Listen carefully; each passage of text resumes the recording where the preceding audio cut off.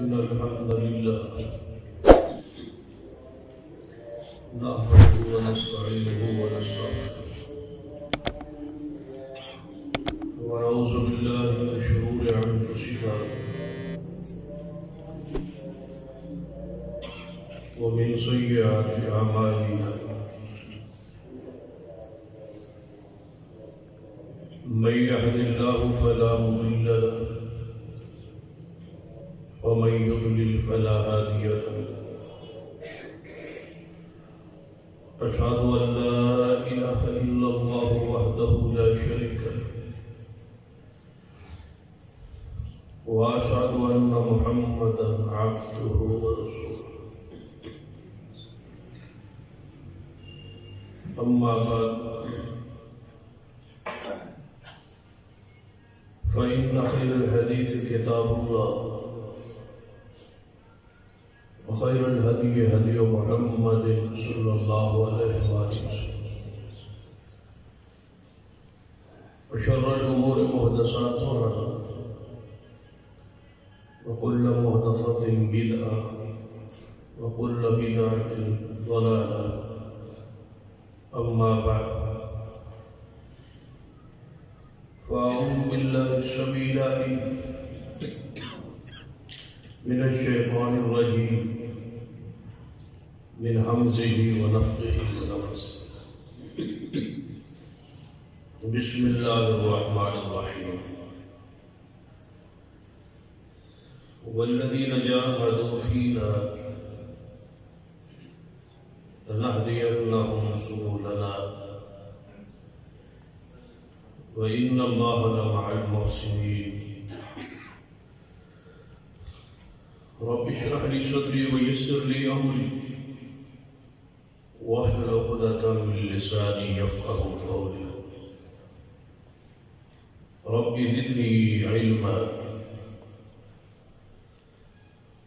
سبحان ربك رب العزة عما يصفون وسلام على المرسلين والحمد لله رب العالمين.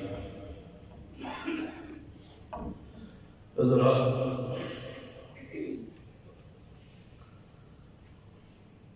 گزشتہ ہفتے اندر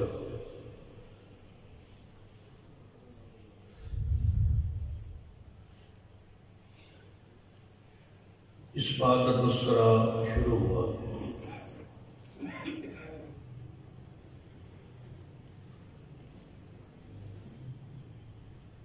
جو حق ہے روشن بھی ہے اور بالدلائل ہے.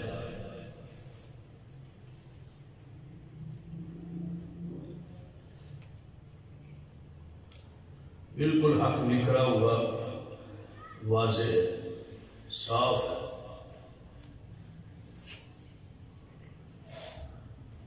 اور اس پر عقلی اور نقلی دلائل بھی موجود ہیں.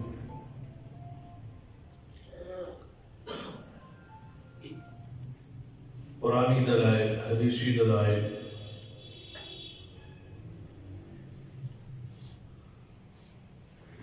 عقلی دلائل.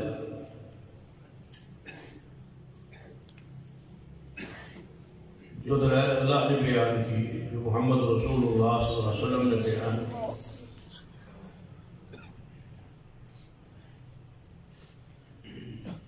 لیکن اس کے باوجود اس وقت سے لے کر آج تک دنیا میں جو اکثریت ہے وہ کافروں کی ہے، اہل شرک کی ہے، اہل باطل کی ہے.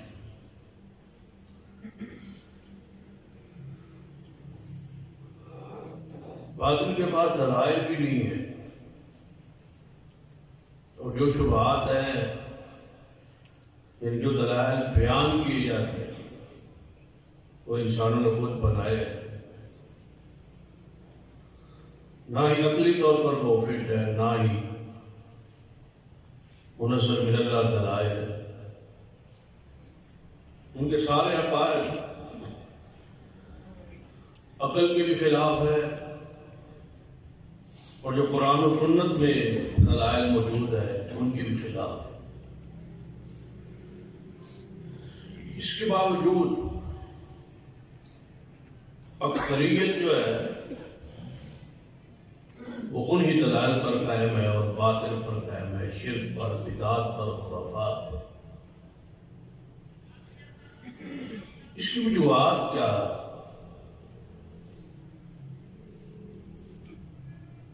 اس کے اسباب کیا؟ لوگ حق کو قبول کیوں نہیں کرتے؟ اس کی وجوہات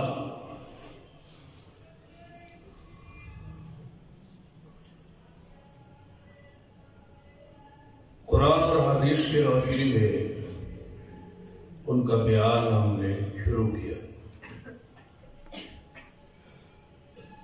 کہ ان اسباب کو دیکھیں، ان ذرائع کو دیکھیں، ان وجوہات کو غور کریں اور وہ لوگوں کے سامنے پھر ہم پیش کریں کہ یہ جو وجوہات ہیں یہ حق کے راستے میں روڑے ہیں، یہ حق کے راستے میں رکاوٹیں ہیں۔ ان سے ذرا ہٹ کے سوچیں کہ آپ کہاں کھڑے ہیں۔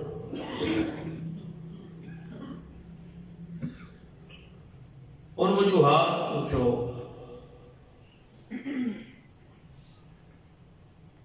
ابتدائی طور پہ جو وجہ بیان ہوئی کہ معاشرے میں شروع سے لے کر آج تک جہالت ہے۔ جہالت کی وجہ تو بہت سارے لوگ حق پر آ نہیں سکتے، یہ حق کو قبول نہیں کرتے۔ ان کی اپروچ، ان کی سوچ، ان کی فکری ایسی بنا دی کہ وہ غور نہیں کرتے، دلائل پہ توجہ نہیں کرتے۔ اور دوسری وجہ جہاں پر بات گزشتہ جمعے ختم ہو،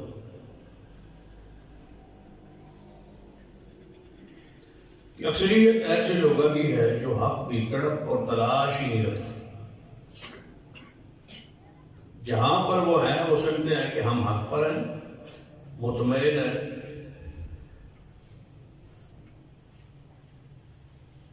تلاش نہیں ہے، تڑپ نہیں ہے،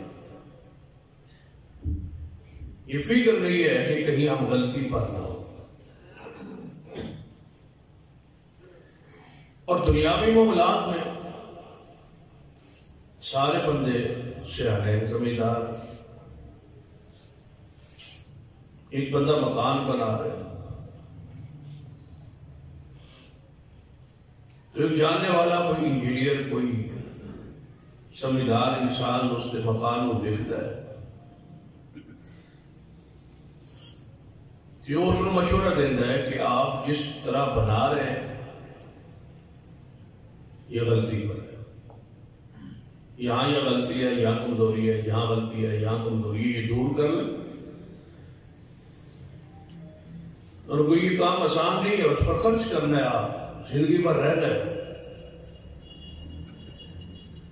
آپ ناواقف ہیں، تجربہ نہیں ہے آپ جہالت کا شکار ہیں، بلڈنگ کے معاملات کو آپ نہیں جانتے، آپ نہیں سنتے۔ میں اس کا انجینئر ہوں، اسپیشلسٹ ہوں، میں اس کے بارے میں جانتا ہوں، تجربہ ہے، یہ کمزوری ہے۔ تو آپ دیکھیں گے کہ وہ بندہ آپ کی بات کو قبول کرے اور انسان بن بھی رہے۔ اگر آپ کا وہ مشورہ علم پر، دلائل پر،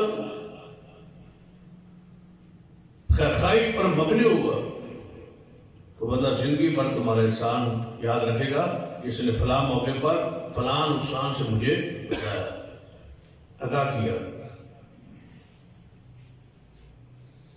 اب پیسہ اس کا ہے، زمین اس کی ہے، مکان یہ بنا رہا ہے، دوسرے کی بات اس نے قبول کیوں کیا؟ میں جاہل ہوں، وہ بڑا لکھا،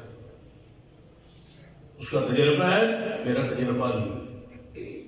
وہ شعبے کو جانتا ہے، میں نہیں جانتا۔ تو حق پر ہے، وہ سچ پر ہے، وہ دلیل سے بات کر رہا ہے۔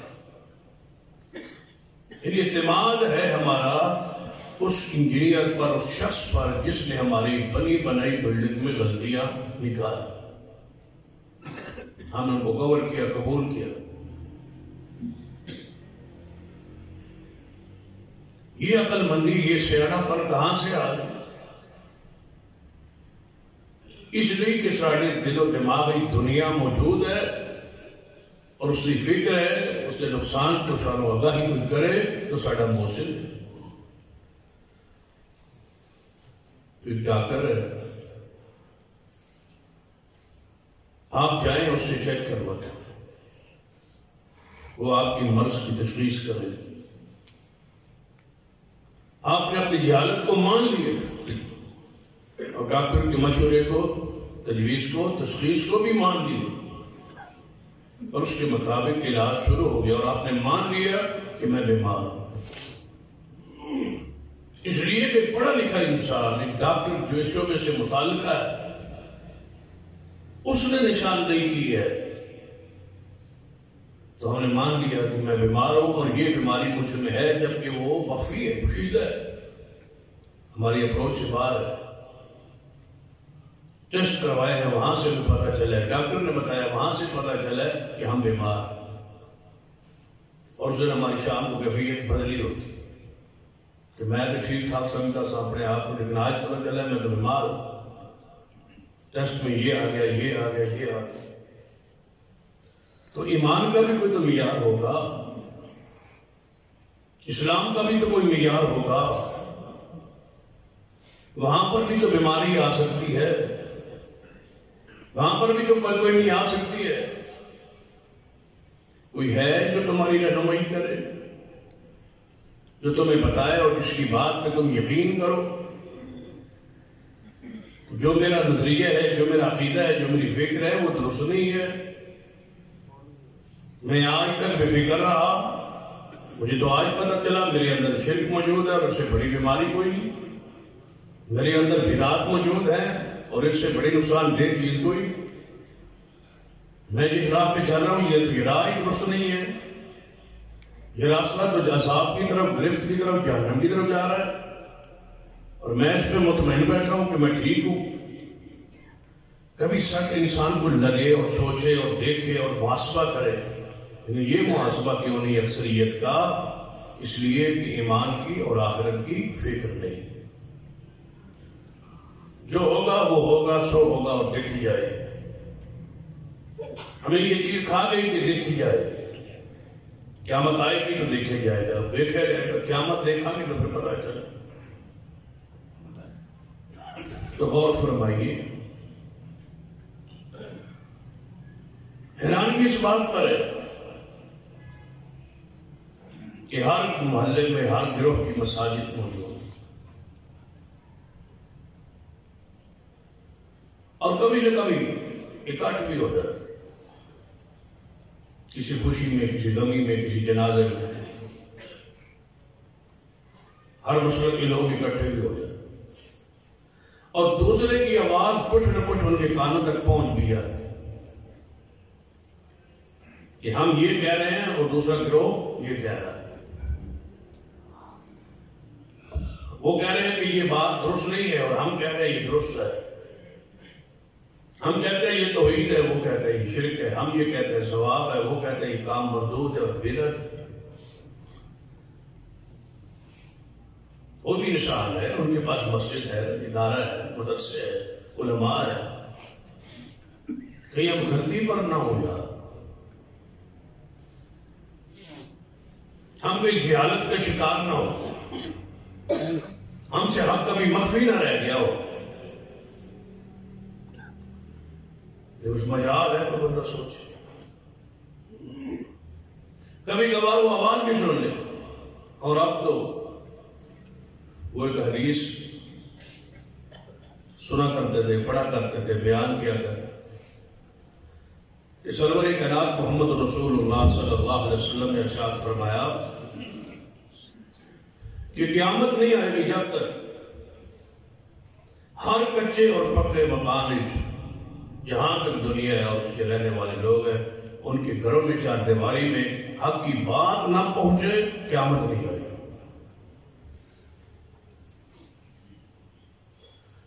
تو چند سال پہلے یہ حدیث بیان کرتے تھے، ایمان بھی ہے، یقین بھی ہے، حدیث رسول ہے، لیکن دل میں خیال ہوتا ہے نا، اطمینان قلب ہوتا ہے یا اس کی تشریح توضیح ذہن میں ہوتی ہے کہ یہ کیسے ہوگا یار. اب تو بہت سارے لوگ ایسے ہیں، بہت سارے گھر ایسے ہیں جہاں کی آواز نہیں پہنچی. تو یہ کیسے ہوگا، یہ حدیث کیسے پوری ہوگی کہ ہر چار دیواری کے اندر حق کی آواز پہنچے؟ تو آپ دیکھ لیں کہ حدیث کو سمجھنا بنسبت پہلے وقت کے آسان ہو گئے. جہاں ہمارا وجود نہیں پہنچ سکتا وہاں ہماری آواز پہنچ گئی، حق کی آواز پہنچے گی. تو میڈیا کے ذریعے ہر گھر تک، ہر بندے تک اور ہر بندے کے ہاتھ میں اور جیب میں حق کی آواز موجود ہے. اب وہ سننا چاہے تو اس کی مرضی، نہ سنے تو اس کی آواز تو موجود ہے، کھول سکتا ہے، دیکھ سکتا ہے، سن سکتا ہے. اور اس سے بڑی بھی ہے حیران کن بات، ایک حدیث بھی ہے جو اکثر اسی تقاریر بیان بھی کرتے ہیں اور ہر بندہ تقریباً اس حدیث کو کہا ہے، جہاں میں ترمذی حدیث کہ نبی علیہ السلام نے فرمایا کہ میری امت کے 73 فرقے بن جائیں، کلہم فی النار الا ملۃ واحدہ، 73 میں سے 72 جہنم میں جائیں گے اور ایک گروہ جنت میں جائے گا. یہ حدیث بھی ہے اور اس پر ایمان بھی ہے، یقین بھی ہے، یہ حدیث ہے. لیکن اس کی تشریح توضیح وضاحت کسی کے دل میں تڑپ لگن آج تک پیدا نہیں ہوئی کہ ہمارا گروہ کہاں کھڑا ہے. جب رسول اللہ نے فرمایا کہ 73 بنے کے بعد جہنم میں ایک جنت میں ہوگا، پھر بھی تڑپ پیدا نہ ہو کہ میں حق کی تلاش کروں، تو یہ کتنے افسوس کی بات. یہ وہ بے فکری ہے، یہ وہ لاپرواہی ہے، یہ وہ سستی ہے، یہ وہ غفلت ہے جو اسلام نے منع کی کہ جہاں کوئی لگا ہے لگا رہنا. اور حیرانی یہ ہے کہ دنیاوی معاملات میں یہ بات آپ نہیں مانتے، جہاں کوئی لگا ہے لگا رہنا. یہ بات دنیاوی معاملات میں نہیں مانتے. چل ایک بندہ تھوڑے گھر چو یا تھوڑی دکان سے کوئی چیز چرا رہا ہے، لے رہا ہے، تو آپ ماننے کے لیے تیار ہے کہ جہاں پہ لگا رہنا. کہ دل ازاری نہ کرو، کسی کو پریشان نہ کرو، یہ مسلمان ہے، اس کو لے لینے دو، اٹھا لینے دو. سارے کی کہیں گے کہ یہ چور ہے، اس کو روکو، اس کو ٹوکو، یہ جو کر رہا ہے غلط کر رہا ہے، صحیح نہیں کر رہا، یہ چوری کر رہا ہے، جہاں یہ لگا ہے صحیح نہیں لگا، غلطی پر ہے، اس کو روکنا ہے، اس کے ہاتھ کٹوانے ہیں، یہ چور ہے. تو وہ دنیا کا مال جا رہا ہے نا. کاش یہی تبصرہ، یہی تڑپ ایمان اور اسلام اور دین کے بارے ہوتی کہ ہر کوئی ہر جگہ پر جہاں لگا ہے ٹھیک نہیں لگا. 73 گروہ میں سے 72 غلطی پر ہے، ایک گروہ حق پر ہے. یہاں یہ تصور کہ نہیں سارے ٹھیک ہے. دیکھی جائے جب چوری کر رہے ہو تو نہیں کیا وہ دیکھی جائے گی، لگا رہا لے جانے تو. یہاں بے پرواہی کیوں ہو؟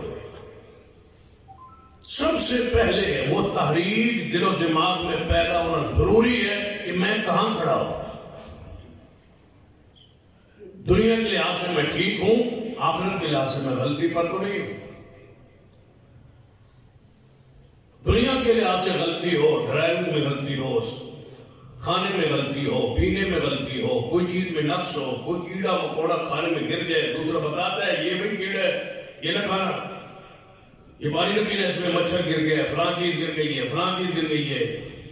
احتیاط ہے اور دوسرے کی بات مانتے بھی. اور جو اسلام کے بارے میں کہیں کہ یہاں شرک ہے یا بدعت ہے، یہاں کوئی مکھی گری ہوئی ہے، یہاں کوئی کیڑا گرا ہوا ہے، کہتے سارے ٹھیک. یہ نشاندہی کیوں نہیں مانتے؟ اب تمہیں کوئی بتائے کہ باہر نہ جانا، باہر نقصان ہے، تو ہم جانے کے لیے تیار ہیں، اس کی بات مان لیتے، اسلام کے لیے نہیں مانتے۔ اب تمہیں کوئی روکے کہ اندر جاؤ تو مصیبت ہے، پریشانی ہے، کرونا ہے، کوئی بندہ بیمار ہے، اس کے ساتھ ہاتھ نہ ملا تو ہم پیچھے ہٹ جائیں گے کہ اس کو کرونا ہے۔ اس کو مان لیا ہے، اور جس کو شرک کا کرونا بیماری لگی ہے وہ سمجھائے تو ماننے کے لیے تیار ہے۔ آخرت کے حوالے سے ہم سنجیدہ ہی نہیں، ایمان ٹھیک کرنے کے حوالے سے ہمارے اندر تڑپ ہی نہیں۔ اور قرآن کا یہ اصول ہے کہ ہدایت انہی نصیب ہوتی ہے جو اس کے لیے تڑپ رکھے، پھر ہدایت نصیب ہوتی ہے۔ ایک مسجد ہے، اذان ہے، نماز ہے، اشتہار ہے، دعوت ہے، یہ کدھر بلا رہے ہیں؟ ان کی بات سننی تو چاہیے، بس یہ تڑپ پیدا ہو جائے۔ گزشتہ جمعے سیدنا سلمان فارسی رضی اللہ عنہ کا واقعہ بیان کیا۔ اس بات کا آغاز اس رخ اس طرح موڑ کہ تڑپ تھی تو حق تک پہنچے، اور اگر ایمان سورج یا ستارے بھی پہ چڑھ جائے تو وہاں سے بھی نصیب ہو سکتا ہے، شرط یہ ہے کہ بندہ تلاش نہیں ہے۔ جیسا روزی کی تلاش میں گھر سے نکلتے ہیں روزانہ، آگے بیٹھ جاتے ہیں پھٹے پر، اپنے اڈے پر کہ اب گئے گاہ اللہ بھیجے گا، اسی طرح حق کے لیے بھی گھر سے نکلے کہ میں حق پر ہوں یا غلطی پر ہوں۔ جس طرح دنیا کو موقع دیا ہے آخرت کو موقع دے، جس طرح جسم کے لیے کوشش کرتے ہیں روح کے لیے کوشش کرے، جس طرح دنیا میں رہنے کے لیے کوشش یہ جاری ہے آخرت کے لیے بھی جاری رکھے، اس کی بھی حق کے اندر تلاش کرے کہ میں کہاں ہوں، میرے گھر والے کہاں ہیں، میرے بچے کہاں ہیں، کہیں صحیح العقیدہ ہے یا غلط عقیدے پر ہے، کہیں ان پر بات پرس نہ ہو، جہنم کا عذاب نہ آ جائے، گرفت نہ آ جائے، پکڑ نہ آ جائے۔ یہ سوچ، یہ فکر اور آپ پر یہ فرض ہے کہ خود بھی حق کو سمجھے اور اپنی اولاد کو حق پر چھوڑ جائے۔ سرور کائنات محمد رسول اللہ صلی اللہ علیہ وسلم نے کیا ارشاد فرمایا تھا؟ میرے صحابہ، میں تمہیں اس دین پر چھوڑ کے جا رہا ہوں جس کی راتیں بھی دن سے زیادہ روشن، میں تمہیں اس دین پہ چھوڑ کے جا رہا ہوں۔ رسول اللہ اپنی روحانی اولاد کو روشنی پر، دلائل پر چھوڑ گئے، بصیرت پر چھوڑ گئے۔ ترکت فیکم امرین لن تضلوا ما تمسکتم بہما، یہ وہ تڑپ ہے، یہ وہ فکر ہے محمد مصطفیٰ صلی اللہ علیہ وسلم کے دل و دل پاک میں۔ کیا ترکت فیکم امرین، میں دو چیزیں چھوڑ کے جا رہا ہوں تم میں، ایک قرآن اور ایک میری سنت، اور گارنٹی دیتا ہوں جب تک ان دو چیزوں کو تھامے رکھو گے، میں محمد ضمانت دیتا ہوں تم گمراہ بھی نہیں ہو سکو۔ یہ وہ تڑپ ہے، اس تڑپ کو پیدا کیجیے۔ جب تک یہ تڑپ پیدا نہیں ہوتی اس وقت تک آپ حق پر نہیں آ سکتے۔ ذرا دیکھ لیجیے سیدنا طفیل بن عمرو دوسی رضی اللہ تعالی، صحابی رسول ہے، یمن کا سرحدی علاقے کے دوس قبیلے کے یہ سردار ہے، بڑا آدمی ہے، سردار آدمی، ساڑھے پہلے کچھ بھی نہیں ہوتا تھا، پھر بھی ہم حق بات قبول کرنے کے لیے تیار ہیں۔ غربت بھی ہوتی ہے، تندرستی بھی ہوتی ہے، مالی پریشانیاں بھی ہوتی ہیں، لیکن دین کے حوالے سے اتنے اجٹ ہوتے ہیں کہ بات سننے اور ماننے کے لیے تیار ہیں۔ سردار ہے، پورے قبیلے کا سردار ہے، اس کا پورا احترام ہے مکہ مکرمہ۔ اہل مکہ اس کو جانتے ہیں، ابو جہل جانتا ہے، عتبہ شیبہ امیہ جتنے کفار کے سردار تھے وہ جانتے تھے کہ یہ یمن کا سردار ہے، اپنے قبیلے میں ہیرو ہے، اپنے قبیلے میں اس کی بات کو مانا جاتا ہے، تسلیم کیا جاتا ہے، اس کا حکم چلتا ہے، فیصلہ چلتا ہے، اور ایسا شخص مالی طور پر بھی مشہور ہے۔ سیدنا طفیل بن عمرو دوسی رضی اللہ تعالی، یہ مکہ مکرمہ میں تشریف لے آئے. صحابی ابھی نہیں ہے، مومن ابھی نہیں ہے، حالت کفر میں ہے اور بیت اللہ میں آئے. اپنے مذہب دین کے مطابق وہ بیت اللہ کی حاضری، وہ طواف، وہ بتوں کی پوجا، وہ تصور جو تھا اس کے مطابق آئے. اہل مکہ کو پتا چلا کہ طفیل بن عمرو دوسی آ رہا ہے. وہ مکہ سے باہر نکل کے انہوں نے استقبال کیا کہ قوم کا سردار آ رہا ہے، ہمارا مہمان ٹھہرے، بیت اللہ کی زیارت اور طواف کے لیے آ رہا ہے. سارے مکے والے بھاگ رہے ہیں، کفار قریش کہ دوسرے ریاست کا یا دوسری کسی صوبے کا سردار ہے، اس کو پروٹوکول اس کا ہے، اس کو دیا ہے. ایک علاقے کا سربراہ ہمارے شہر میں آیا. اہل مکہ نکلے، تجارتی تعلقات، تجارتی اس کے ساتھ لین دین معاملات سارے باہر استقبال کر کے اس کو مکہ مکرمہ میں لائے اور اپنے ہاں مہمان ٹھہرائے. رات کو گپ شپ کے لیے محفل و مجلس حسب روایت حسب رواج ہوئی اور اس میں انہوں نے بتایا کہ آپ یہاں چند دن رہیں گے، طواف وغیرہ بھی کریں گے، لیکن ایک مشورہ ہے ہمارا کہ ایک یہاں نبی ہے جس کا نام محمد صلی اللہ علیہ وسلم، اس نے نبی ہونے کا دعویٰ کیا. ہماری گزارش یہ ہے کہ اس کی آپ نے بات نہیں سننی. اس کی زبان میں اتنی چاشنی اور اتنی تاثیر ہے کہ جو بھی اس کی بات اور کلام سنتا ہے وہ اسی کا ہو جاتا ہے. اور یہ تاثیر ہے، اور یہ تاثیر اللہ نے قرآن میں رکھی ہے. اور پھر قرآن ہو اور پڑھنے والے خود صاحب قرآن محمد مصطفیٰ صلی اللہ علیہ وسلم. ہم قاری اور ہم عالم قرآن پڑھے تو اس میں عجیب بندے کی کیفیت ہوتی ہے. جب پڑھنے والی خود رسول اللہ صلی اللہ علیہ وسلم جن کے سینے پہ اترا ہے تو اس کی تو مزہ ہی ہے، جس کے بارے میں حدیث بھی ہے. جب نبی قرآن پڑھتا ہے تو اللہ توجہ سے اس کلام کو سنتے ہیں کہ محمد مصطفیٰ صلی اللہ علیہ وسلم. جب رب بھی اس پر توجہ کرتا ہے، جب نبی قرآن پڑھے تو ہمیں بندے کی کیا ہے.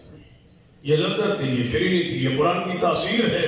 اس کا اپنے بگان و سب نے اقرار کی ہے، کوئی اس کا انکار نہیں کرتا. قرآن میں شفا ہے، قرآن میں تاثیر ہے، قرآن میں ہدایت ہے، قرآن میں نور ہے. اس سارے اوصاف کا مجموعہ ہے قرآن. ساری رات اس بات میں لگے رہے کہ قرآن نہیں سن، آپ نے رسول اللہ کی بات نہیں سنی. طفیل بن عمرو دوسی رضی اللہ تعالیٰ عنہ بیت اللہ میں آئے تو اللہ کا امر کے مصطفیٰ بھی موجود ہے اور قرآن بھی پڑھ رہے ہیں.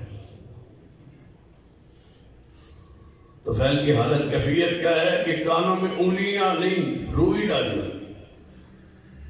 رات میں کہا میں روئی دے دو، پھر میں جانا ہے، کہیں آواز نہ آ جائے اس محمد صلی اللہ علیہ وسلم. کاش کوئی روئی نکالے، کاش کوئی کانوں سے انگلیاں نکالے، کاش کوئی بندہ مسلکی تعصب سے ہٹ کے قرآن کو پڑھے اور سنے. کاش دل و دماغ میں جو تھوڑی بھری ہوئی ہے فرقوں کی وہ نکلے اور قرآن پر بندہ پوری بصیرت کے ساتھ غور کرے. پھر یہ قرآن کی تاثیر کے اور قرآن کے یہ اثرات ہیں کہ وہ روئی خود بخود نکل جاتی ہے جب قرآن پہ غور کرے. شرط یہ ہے یہ حوصلہ ہو. ہمارے دل و دماغ میں ایک چیز بھر دی گئی ہے کہ آپ نے کہا بات کو سن نہیں، بیان کرنے والا وہ ہے نہیں سن. فلاں مسجد میں فلاں مسجد کی ہے، بات نہیں سن لیا. پروگرام نے جلسہ کا درس، بات نہیں سن لیا. ساری رات تربیت ہوتی رہی طفیل رضی اللہ تعالیٰ عنہ کی کہ بات نہیں سنی. سیدھا طفیل آ کے روئی کانوں میں ڈالی ہوئی. پھر روئی اور اتنی تو نہیں جس سے کان بند ہو جائے، تھوڑی تھوڑی آواز رسول اللہ کی کانوں میں پڑ گئی. جب آواز پڑی نا اس کی حلاوت، مٹھاس، شیرینی، تو اپنے آپ کا محاسبہ شروع ہو گیا. اور یہی مطلوب ہے اس پورے موضوع کا، لب لباب یہی ہے کہ احساس پیدا ہو جائے، محاسبہ بندے کرنا شروع کر دے کہ میں حق پر ہوں یا باطل پر، میں ٹھیک کھڑا ہوں یا غلط کھڑا ہوں، جس مسجد، جس مسلک، جس منہج، جس فکر پر میں کھڑا ہوں یہ 100% درست ہے۔ ایمان تو 100% درست ہونا چاہیے، عقیدت کے اندر غلطی کا کوئی گنجائش نہیں، صاف و پاک، ہر قسم کے نقص سے، عیب سے، شرک سے، بدعات سے، خرافات سے، عقیدت تو پاک، دل کا اطمینان ہو کہ جہاں میں کھڑا ہوں یہ حق ہے اور یہی دین ہے۔ لیکن یہ نہیں ہے کہ جس پر ہے اسی پر مطمئن ہو جائے، سب کو چھانے، پڑتال کرے، تحقیق کرے، تو یہ کہنے والے غلط کہتے ہیں یہ صحیح کہتے ہیں۔ حدیث جو ہے کہ 73 گروہوں میں سے 72 جہنم میں جائے، ایک گروہ جنت میں جائے گا، کیا میرا گروہ وہی ہے؟ میں اسی پر ہوں جس کے رسول اللہ نے فرمایا جس پر میں اور میرے صحابہ ہوں گے، جو جماعت صحیح منہج پر ہوگی وہ حق پر ہوگی۔ صحابہ یہی کرتے تھے جو میں کر رہا ہوں، صحابہ کرام کا مسلک، منہج، عقیدہ، اعمال، کردار یہی تھا جو میرا ہے، کتابیں یہی کہہ رہی۔ جب دنیاوی معاملات میں آپ عقل مند ہیں، سیانے ہیں، تو پھر دین میں بھی تھوڑی سی توجہ پر۔ تو فیل بن عمر رضی اللہ تعالیٰ فرماتے ہیں کہ میرے کانوں میں جب آواز رسول اللہ کی پہنچی نا، روح سے اندر کراس کر کے اس کی مٹھاس شیرینی پہنچی، تو میں رک گیا اور سوچا اور اپنا محاسبہ کیا۔ اے طفیل، کون کس سے بات کر رہا ہے؟ تو فیل کس سے بات کریں؟ اپنی ذات سے، اپنے وجود سے مخاطب ہے، اور یہی محاسبہ ہے، اس کو شریعت کی نگاہ کا محاسبہ کہتے ہیں۔ اے طفیل، آپ پڑھے لکھے آدمی ہیں، سردار آدمی ہیں، سمجھدار آدمی ہیں، حق اور باطل میں فرق کرنے والے ہیں، لوگوں کے فیصلے آپ کرتے ہیں، دو دھڑے، دو گروہ، دو بندے آ کے لڑ پڑے آپس میں، دونوں آ کے موقف سناتے ہیں، آپ حق بات پہچان کے فیصلے کرتے ہیں، آپ ثالث اور حکم کے مقام پر کھڑے ہیں۔ یہ اللہ نے آپ کو شعور بخشا ہے، بات سننے کا، فیصلہ کرنے کی صلاحیت تجھ میں موجود ہے۔ آپ دنیا پھرے ہوئی ہیں، دنیا کو جانتے پہچانتے ہیں، کاروباری آدمی ہے، سردار آدمی ہے۔ یہ کیسے بیوقوف ہیں مشرکین کفار جو کہتے تھے محمد مصطفیٰ کی بات ہی نہ سنو۔ بات سننے سے کیا ہوتا ہے؟ کیا یہ پیغمبر زبردستی مجھ پر دل پر کنٹرول رکھتا ہے؟ زبردستی مجھے مسلمان کر لے، زبردستی کلمہ پڑھا لے؟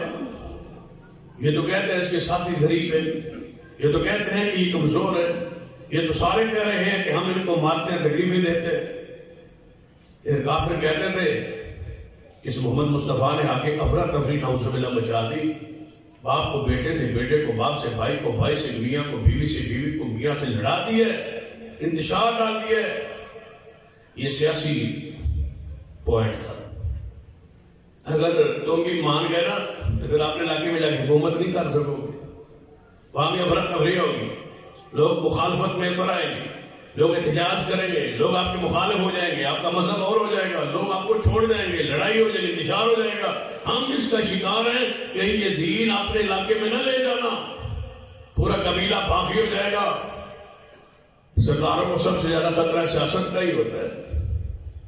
سیدنا طفیل رضی اللہ فرماتے ہیں میں ساری باتیں ان کی رات کو سنتا رہا تھا، وہ ساری باتیں میرے ذہن میں گھوم رہی تھی کہ یہ کیا مسئلہ ہے، سننی نہیں بات۔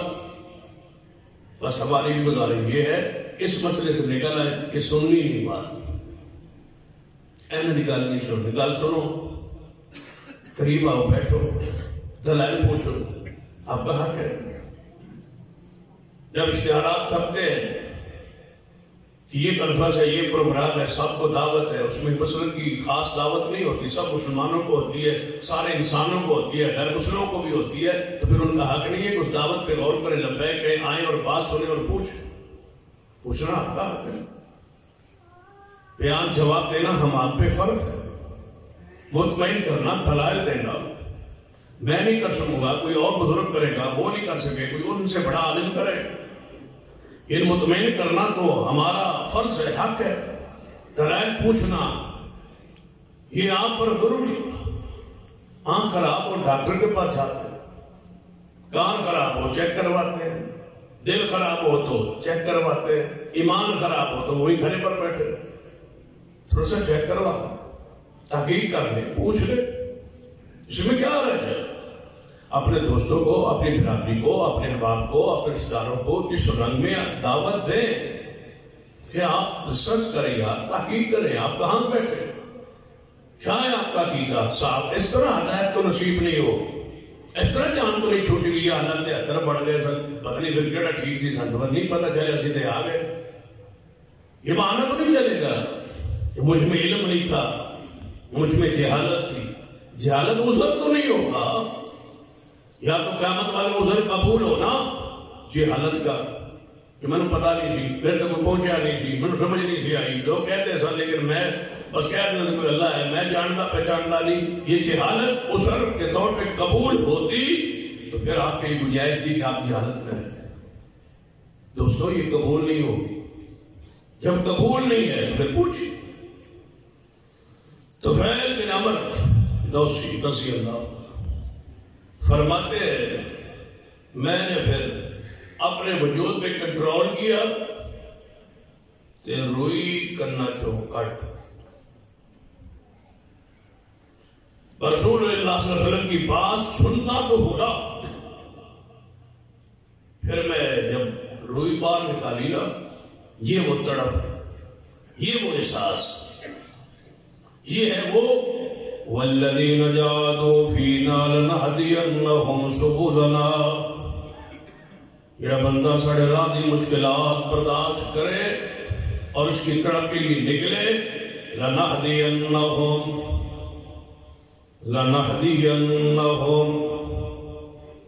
اللہ فرماتے ہیں ہم ضرور برضرور. کون کہہ رہا ہے؟ اللہ. جب اللہ کہے کہ ضرور ایسا کروں گا پھر کوئی گنجائش رہ جاتی. وَالَّذِينَ جَاهَدُوا فِينَا لَنَهْدِيَنَّهُمْ سُبُلَنَا. اللہ پاک فرماتے ہیں جڑا بندہ ساڑے راہ اندر آن دی کوشش کرے، حق نو تلاش دی کوشش کرے، اس راہ اندر تکلیفاں برداشت کرے، لَنَهْدِيَنَّهُمْ میں اللہ وعدہ کرنا ضرور پر ضرور وہ دے واسطے جنت سارے راہ کھول دے آنگا، ہدایت کے راستے کھول دے. رہنمائی ہم کریں. تو شرط یہ ہے کہ کوشش ہو، تڑپ کے بغیر نہیں.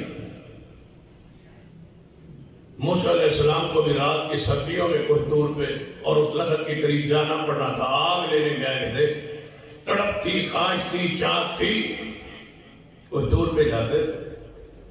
نبی علیہ السلام غار حرا میں جاتے تھے، تڑپ تھی. پھر یہ ساری چیزیں نصیب ہوئی. سیدنا طفیل بن عمرو دوسی رضی اللہ تعالیٰ عنہ فرماتے ہیں میں پیارے حبیب جناب محمد صلی اللہ علیہ وسلم دا قرآن سننا شروع کیتا ہے، اپنے کناں دے وچوں روئی نوں نکالیا ہے، جو تاثیر روح جناب کان مبارک اندر پئی، آواز پئی اور قریب ہوئے اور قریب ہوئے تاکہ نبی علیہ السلام قریب جا پہنچے. کلام سنتے رہے، قرآن سنتے رہے. فرمایا محمد صلی اللہ علیہ وسلم میں طفیل بن عمرو دوسی دوس قبیلے دا سردار وان، میں نے مکے والے نے ساری رات ہے سمجھایا روکے ہے، لیکن میں کنج روئی پا کے آیا سا، لیکن روئی نکال دیتی ہے، تھوڑا قرآن سن لیا ہے اور من یقین ہو گیا ہے کہ کلام کسی انسان دا نہیں ہے، کلام رب رحمان دا. میں مسلمان کر لو، مجھے کلمہ پڑھا، کلمہ پڑھ لی. کلمہ پڑھنے کے بعد کیا فرمایا؟ ٹھیک ہے میں ہم وہاں سردار رہیں گے اور سرداری چلاتے رہیں گے، سیاست اپنی قائم رکھیں گے، وہاں جا کے دکان بنا لیں گے اور دکان پہ نماز روزہ کرتے رہیں گے اور دین کے ٹھیکیدار ہم ہیں. ہمارا دین یہ ہے نا کہ نماز پڑھو، اپنی نماز پڑھو، اپنے روزے رکھو، اپنی پیڑھی سے جناب تھلو صفائی کرو، اپنی چرپائی کرو، ٹانگ دیو جی، صفائی پھیرو جی، جھاڑو دیو جی، اپنا کرو جی. یہ اسلام کا تقاضا نہیں ہے. اسلام کا تقاضا اگر یہی ہوتا تو رسول اللہ کبھی ایمان لوگ برداشت نہیں کرتے۔ اپنی نماز سے کون روکتا ہے؟ جب دیواری میں عبادت سے کون روکتا تھا؟ وہ تو کہتے تھے کہ باہر نہ نکلے، اندر جو مائیں مرضی کرے، بس آپ کی آواز باہر نہیں آنی چاہیے۔ آج بھی یہی ہے کہ سپیکر اتنا آہستہ ہو کہ باہر آواز نہ آئے، اندر جو مرضی کر دو۔ میلوں میں نہ ہو، ٹھیلوں میں نہ ہو، چوکوں میں نہ ہو، چوراہوں میں نہ ہو، آواز باہر نہ آئے قرآن کی، یہ ہے پابندی۔ اندر کون روکتا ہے؟ رسول اللہ کو کہتے تھے آپ کا دین آپ کے ساتھ ہے، چاردیواری میں جو مرضی کرے، لیکن ہمیں پریشان نہ کریں، ہمارے مجلسوں بازوں میں نہ آئے، ہمارے اجتماع میں نہ آئے، جہاں بات آپ کی نہیں پہنچنی چاہیے، ہمیں پریشان نہ کرے۔ تو فیض بن عمر رضی اللہ عنہ کیا فرمایا اسلام قبول کرنے کے بعد؟ صحابہ کرام کہاں فوت ہوئے، کہاں قبریں ہیں صحابہ کرام؟ جائیں مکہ مکرمہ میں جا کے تاریخ پڑھ کے دیکھیں، گنے چند 100 صحابہ کی وہاں قبریں ہیں، 1.25 لاکھ صحابہ کرام تھے، ان کی قبریں کہاں ہیں؟ کوئی افغانستان میں، کوئی سندھ ہندوستان میں، اور کوئی ایران میں، عراق میں، افریقہ، یہاں آ کے فوت ہوئے، کاروبار کے لیے نہیں، دین لے کے آئے تھے، دعوت دیتے۔ جس اسلام قبول کے بعد، جس مسلک منہج قبول کے بعد تمہیں اس کو دوسرے تک پہنچانے کی فکر نہ ہو، سمجھو کہ یہ ایمان جو ہے اس میں کوئی روح اور جان نہیں۔ دوست ہے تمہارا، وہ ساری زندگی وہی ہے، اس مذہب پر ہے، اس مسلک اس منہج پر ہے، اور آپ کامیابی پتہ کیا؟ دوست کہتے ہیں جی یہ نہ اپنا بس ساڑھا اپنا وزرال کے کاروبار کرنے نہ کریے، نہ سانو ڈسٹرب کیتا ہے، نہ سکریے نو ڈسٹرب کیتا ہے، یہ کامیابی ہے۔ مذہب اپنی جگہ کی، کاروبار اپنی جگہ سے ہم کدے نہیں پوچھے، اس سال کدے نہیں پوچھے، حضرات مل کے رہنے، یعنی نہ انہوں نے گھر ہے نہ ساڑھے سے ایک آجائے نہ سارے۔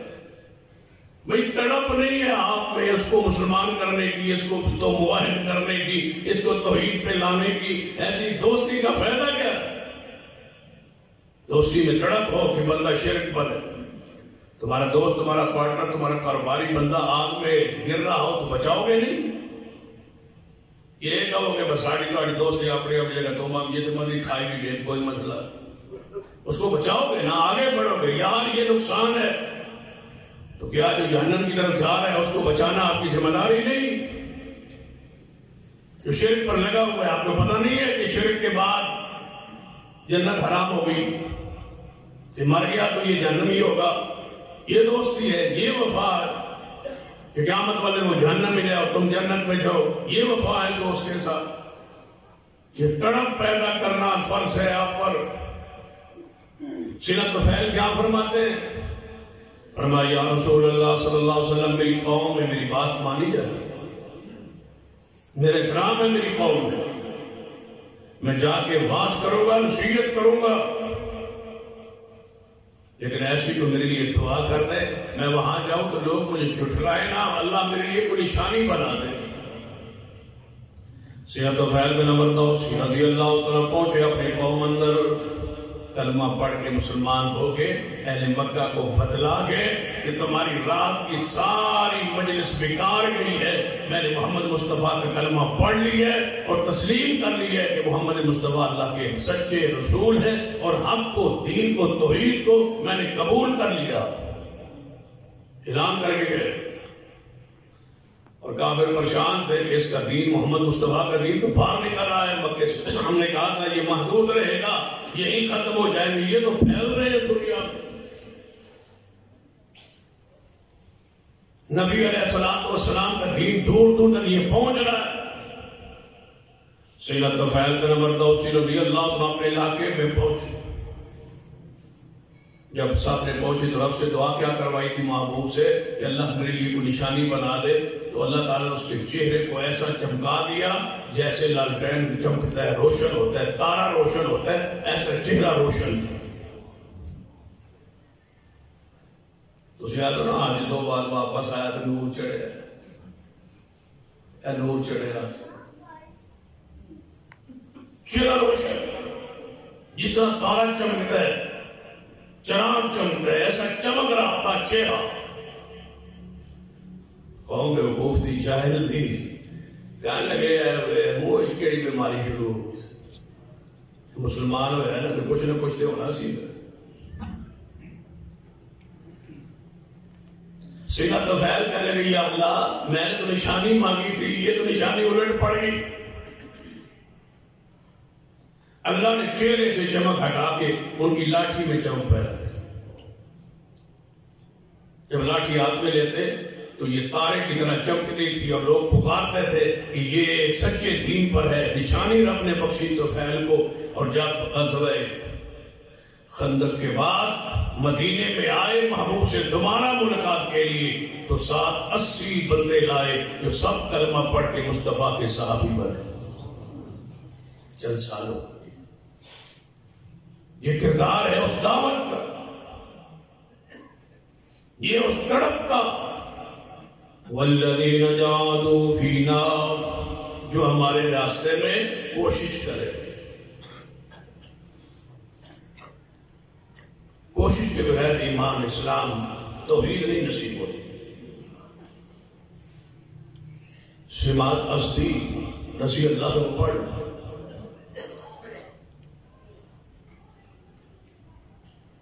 کیا تھا؟ دم کرتا تھا. دم میں ایسی دم گرم،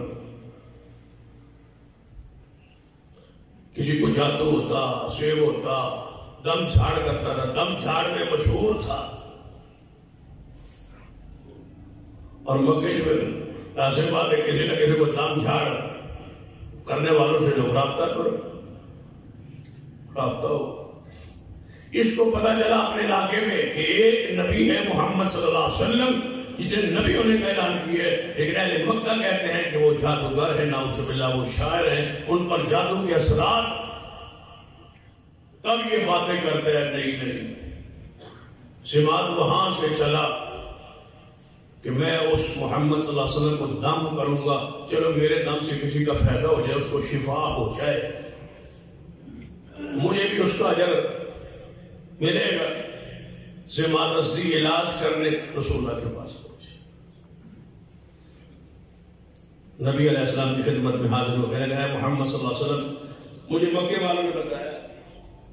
پاس نے کہا مکے میں آیا ہوا تھا، اہل مکہ نے کہا، اہل شرک نے کہا یا تو ایڈا دام کرنا رفیر خبیر پڑے ہیں ساڑھے محمد مصطفیٰ نے بھی کچھ اثرات ہو رہے نا. اس کو بڑا سونا تھا، بڑا پیارا تھا، بڑے اخلاق کا مالک تھے، سچے تھے، لیکن کہتے ہیں میں نبی بن گیا ہوں، عجیب عجیب باتیں کرتے. چلو آدھے آئے تھے ہے ہی انہوں نے دم کر لو، لیکن آلے گل تھوڑی ہے نا میں دم کرن جائیں تے اپنے کو کوئی اثرات ہو جائے. خیال بھی جماعت کہتا ہے یہ کیسے ہو سکتا ہے، میں شاعر ہوں، راخی ہوں، ایویں اثر ہو جائے. گئے نبی علیہ السلام سے ملاقات. اے محمد صلی اللہ علیہ وسلم سنا ہے آپ پر کوئی جادو کے اثرات ہیں اور میں دم شم کرتا ہوں، اگر اجازت دو تو علاج کر دوں. نبی علیہ السلام نے فرمایا علاج کر دینا، کوئی مسئلہ نہیں، اخلاق ہے نا.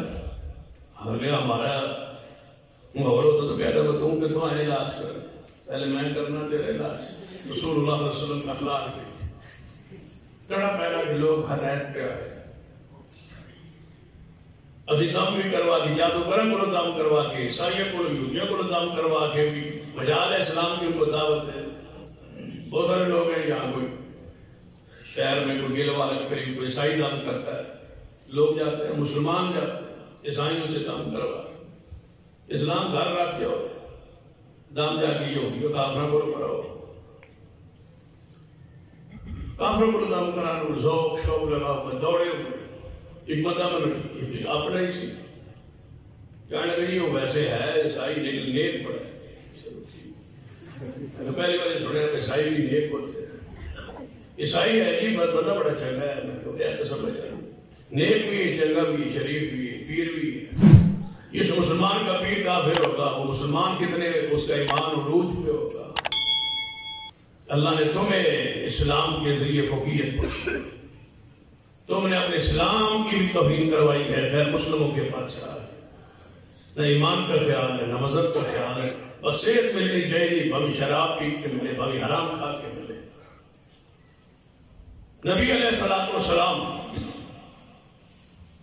کے پاس آیا ہے، میں دم کرنا چاہتا، رسول اللہ نے فرمایا کوئی حرج نہیں، تو دم کر لی، پہلے میری تن بیماری سناوا کہ میں کیوں لوگ بیمار ہیں، یہ وہ تڑپ ہدایت اللہ اس کو ہدایت کہنے کا سنا لو پہلے تسی اگر تشخیص ہو جائے گی کوئی بیماری کیویں دی ہے۔ نبی علیہ السلام نے لگے فرمایا ان الحمد للہ نحمده ونستعینه ونستغفره ونعوذ باللہ من شرور انفسنا ومن سیئات اعمالنا من یهد اللہ فلا مضل له ومن یضلل فلا ہادی له اشہد ان لا الہ الا اللہ وحدہ لا شریک له واشہد ان محمدا عبدہ ورسولہ۔ یہ میری دعوت ہے اور یہ میری بیماری ہے۔ جماعت رضی اللہ تعالیٰ کہنے لگے ذرا دوبارہ سناؤ، دوبارہ سناؤ۔ نبی علیہ السلام نے فرمایا ان الحمد للہ نحمده ونستعینه ونستغفره ونعوذ باللہ من شرور انفسنا ومن سیئات اعمالنا من يهد الله فلا مضل له ومن يضلل فلا هادي له اشهد ان لا اله الا الله وحده لا شريك له واشهد ان محمدا عبده ورسوله۔ جماعت نے دوسری دفعہ سنے کہنے لگا محبوب جی ذرا ایک بار اور سنا دو۔ نبی علیہ السلام نے پھر ارشاد فرمایا ان الحمد للہ، اور جتنی تہاڈی زندگی ہے نا جدوں دا وہی سنبھالے، مساجد میں آپ آنے لگے اور خطبے جمعے سننے لگے، یہ خطبہ ہم سناتے رہے، آپ سنتے رہے، لیکن ہمارے میں کوئی تبدیلی نہیں آئی۔ یہی وہ الفاظ ہے نا ان الحمد للہ نحمده ونستعینه ونستغفره ونعوذ باللہ من شرور انفسنا ومن سیئات اعمالنا من يهد الله فلا مضل له ومن يضلل فلا هادي له اشهد ان لا اله الا الله وحده لا شريك له واشهد ان محمدا عبده ورسوله۔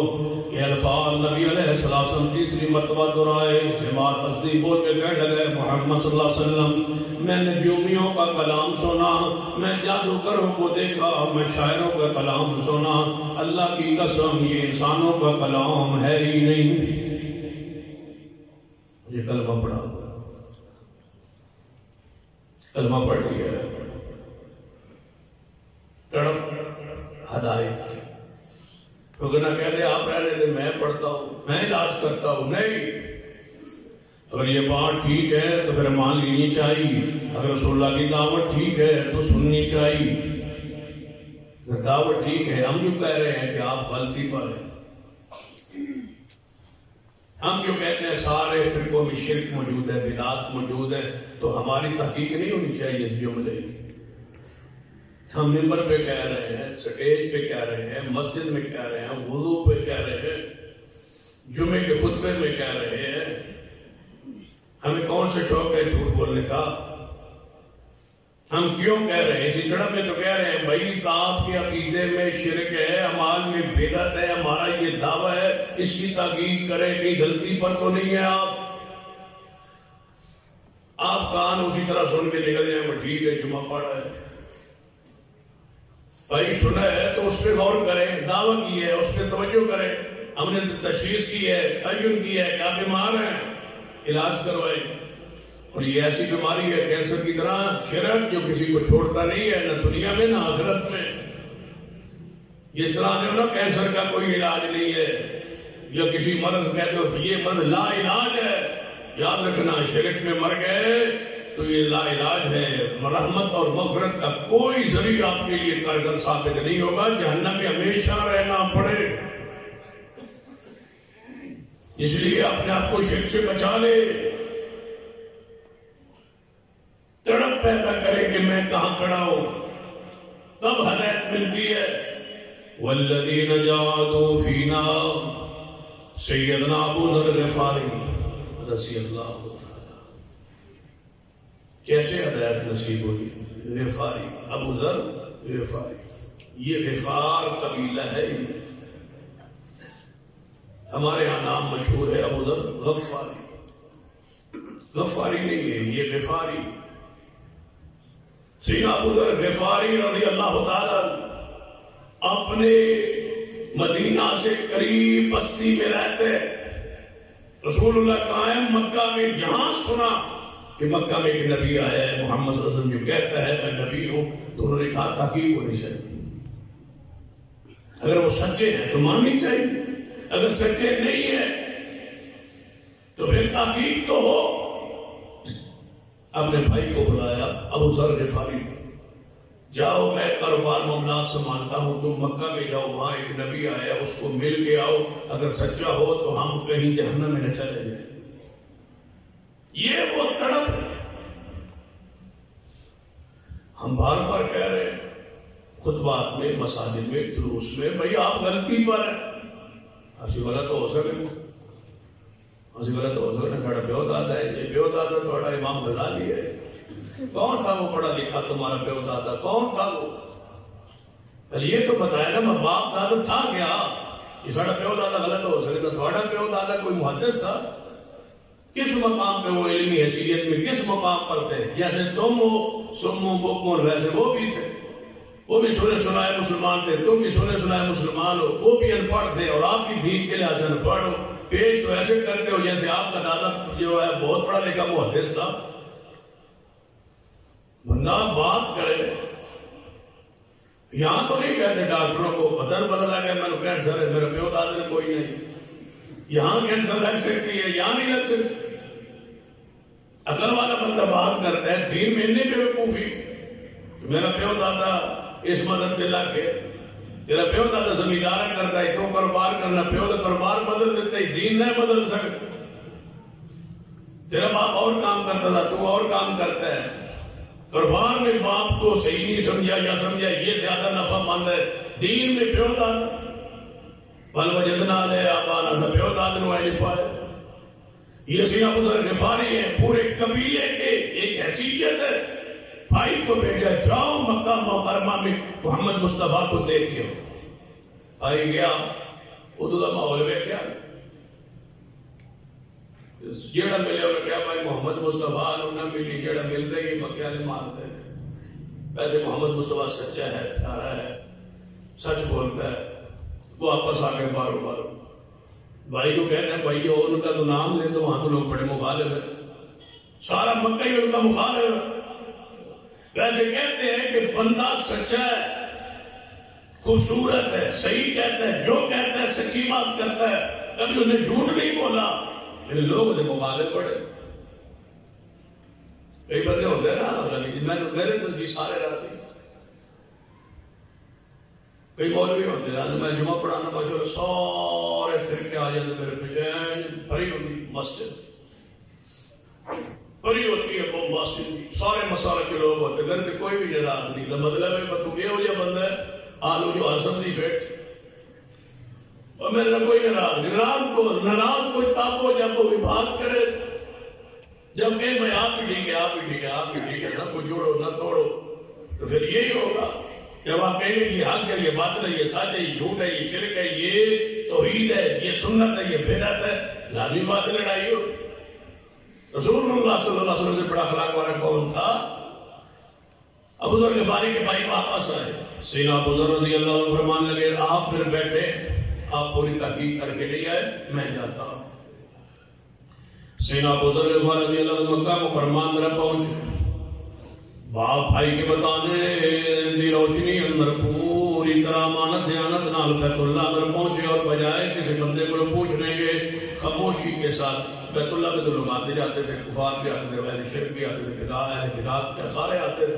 حضرت ابو ذر غفاری بھی آ کے بیت اللہ میں عبادت کرتے رہے، بیٹھے رہے. بس مکے میں جو رہتا ہے کبھی تو بیت اللہ آئیں گے ہی سیدھا. کون؟ محمد صلی اللہ علیہ وسلم. والذین جاہدوا فینا، یہ ہے وہ کوشش، یہ ہے وہ محبت. کبھی تو آئیں گے نا. فرماتے ہیں 1-2-4 دن میں بیٹھا رہا، کوئی نہ ملاقات ہوئی محمد مصطفیٰ صلی اللہ علیہ وسلم نال. ایک دن سیدنا علی رضی اللہ عنہ جوان سے تھے، میرے قریب آئے. اور کہنے لگے کئی دن سے میں آپ کو یہاں دیکھ رہا ہوں، آپ بیٹھے ہوتے ہیں، آپ کہاں سے آئے؟ فلاں علاقے سے آئے، آؤ آپ کو ذرا کھانا شانا آپ کی خدمت کرے۔ سیدنا علی کے ساتھ میں چل گیا، انہوں نے مجھے کھانا کھلایا، خدمت وغیرہ کی، نہ انہوں نے کوئی مجھ سے پوچھا آگے، نہ میں نے کوئی بتایا انہیں، میں واپس پھر مکے بیت اللہ۔ اگلے دن پھر دیکھا، سیدنا علی سے پہچان ہو گئی، اگلے دن پھر سیدنا علی آئے ہوئے، پھر وہ میرے قریب ہے، بھئی آپ واپس نہیں گئے، آپ یہی ہیں۔ کل تعارف تو اتنا ہوا لیکن تفصیلی نہیں ہوا، آپ یہاں کیوں بیٹھے ہیں؟ بندے آتے ہیں، طواف کرتے ہیں، اپنے مذہب کے مطابق عبادت کرتے ہیں، چلے جاتے ہیں، آپ کیوں یہاں چند دنوں سے بیٹھے؟ کل بھی یہاں تھے، میں آپ کو گھر لے کر آج پھر آپ یہاں۔ وَالَّذِينَ جَاهَدُوا فِينَا، سیدنا ابو ذر غفاری فرمان لگے، اے علی اگر دل کی بات بتاؤں تو راز رکھو گے؟ سیدنا علی نے فرمایا کیوں نہیں آپ بتائیں؟ فرمایا میں نے سنا ہے یہاں ایک نبی ہے جسے محمد صلی اللہ علیہ وسلم کہا جاتا ہے، میں ان کی زیارت دیدار کے لیے حاضر ہوا ہوں، تحقیق کرنا چاہتا ہوں کہ وہ حق پر ہے یا نہیں ہے، وہ سچے نبی ہیں یا نہیں ہے، کہیں ان کا ایمان لائے بغیر میں مار نہ جاؤں اور کہیں جہنم میں نہ چلا جاؤں۔ یہ تڑپ بیان کر سیدنا علی فرمان لگے، آپ جس جگہ پہ پہنچ گئے ہیں نا اور جس کو مل گئے ہیں، آپ صحیح جگہ پر آ گئے، پریشان نہیں ہونا، اب میں لے جاتا ہوں آپ۔ لیکن یہاں حالات بڑے خراب ہیں، ماحول بڑا خراب ہے، اہل شرک پورے بفرے ہوئے، غصے میں ہے، جلال میں ہے، ساڑھا بندہ بیٹھ کر تو دور ہوئی پریشان ہو گئے، لہذا یہاں ان کو ملنا مشکل ہے، لیکن میں ملاتا ہوں، آپ میرے پیچھے چلتے ہیں، میں آگے نہیں جاؤں گا، آپ میرے پیچھے۔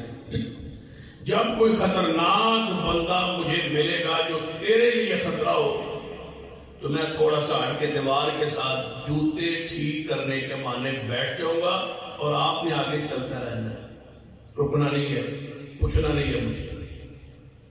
اور جس گھر میں میں داخل ہو جاؤں اور کوئی خطرہ نہ ہو، میں داخل ہو رہا ہوں، آپ نے بغیر پوچھے میرے پیچھے داخل ہو جائے، یہ ترتیب رہے گی، آؤ میں تجھے مصطفیٰ کے پاس لے جاتا ہوں۔ ایسے اسلام پہنچا ہے، ایسے ہدایت نصیب ہوتی ہے۔ یہ ہے تڑپ جو میں چاہتا ہوں کہ آپ کی دل و دماغ میں پیدا ہو، دوسروں کی ہدایت کے لیے، دوسروں کی سنوارنے کے لیے، دوسروں کی کوشش کے لیے۔ بھئی آپ تو سنور گئے، دوسروں کو سنوارے، آپ تو شرک سے بچ گئے، دوسروں کو بچائے، آپ تو خرافات سے بچ گئے، دوسروں کی فکر کرے، اپنے بھائیوں کی، برادری کی، دوستوں کی، رشتہ داروں کی۔ اس طریقے سے اسلام کا غلبہ ہوگا، توحید کو غلبہ نصیب ہوگا۔ یہ تڑپ پیدا نہ ہو تو بیکار ہے صرف آپ کا قبول کر کے نماز روزہ حج زکات کرتے رہنا۔ یاد رکھیے نماز سے روزے سے حج سے پہلے فرض ہے کہ دوسروں کی فکر کریں اور ان تک دین حق کی آواز پہنچائیں۔ یہ قوم شرک و بدعات میں مستغرق ہو گئی ہے، اس غرق ہوئی ہوئی قوم کو، ڈوبتی قوم کو بچائے۔ سیدنا ابو ذر غفاری پیچھے چل پڑے، سیدنا علی رضی اللہ عنہ رسول رحمت صلی اللہ علیہ وسلم کے گھر میں داخل ہوئے، مگر سیدنا ابو ذر غفاری داخل ہوئے، رسول اللہ سے ملاقات ہوئی، سارے حالات واقعات بیان کیے، آپ نے کلمہ پڑھایا، مسلمان ہوئے۔ فرمایا ابو ذر خاموشی سے چلے جاؤ واپس اپنے قوم بستی اندر، ایک وقت آئے گا اللہ نے ہجرت کی اجازت دے گا اور دین غالب آئے گا، اس تو پہلے میرے پاس دوبارہ نہ آنا، تیری میری ملاقات انشاءاللہ قریب مدینہ طیبہ ہوگی۔ میں مدینہ آ جاؤں گا، جب وہاں آیا نا پھر آ جانا۔ فرمایا یا رسول اللہ یہ مجھ سے تو نہیں ہو سکتا، اجازت دے میں تھوڑا سا زفار پسند سے کافرن کے ہاتھ سے بھی مسلمان ہو گئے۔ فرمایا ابو ذر اس طرح تکلیف اٹھاؤ گے؟ فرمایا محبوب جی سکون نہیں آ رہا، ایمان کے بعد یہ حالت کبیت پار نکلے۔ فرمایا مکے والوں غفار قبیلے کا ابو ذر بولتا ہوں، میں گواہی دیتا ہوں اشہد ان لا الہ الا اللہ واشہد ان محمد عبدہ ورسولہ۔ کافر ٹوٹ پے مارن لگ پے حضرت ابو ذر رضی اللہ تعالیٰ عنہ مار رہے حضرت عباس رسول رحمت صلی اللہ علیہ وسلم دے چچا جان آئے فرمایا ہے مکے والو ہے قریشی ہو کس کو مارتے ہو یہ غفار قبیلے کا ہے ابو ذر اس قبیلے اس بستی کے پاس ہے تم جاتے ہو شام کی طرف مال لینے مال دینے تجارتی راہ پر ان کا قبیلہ بیٹھا ہے مجھے بتاؤ کہ تمہیں کون وہاں سے گزرنے دے گا نہ مارو تجارتی نقصان ہوگا معاشی نقصان ہوگا سفر میں نقصان اٹھاؤ گے کافر نے چھوڑ دیا صرف مال کے ڈر سے کہ وہاں سے کیسے تجارت کرے گا اسی بھی اس بندے کے سدھے ہونے جنہاں لینڈ دین دے معاملات تو ہوتا جی ہو جب مذہب ہوئے اسی قبول ہے گھر اعتراض ہی اسی آنے نہیں دیا ہے اسی تو توحید واسطے سنت واسطے قربان ہو مالی معاملات کا نقصان ہوگا ابو ذر رضی اللہ عنہ مار کھائی والذین جاہدوا فینا لنہدینہم سبلنا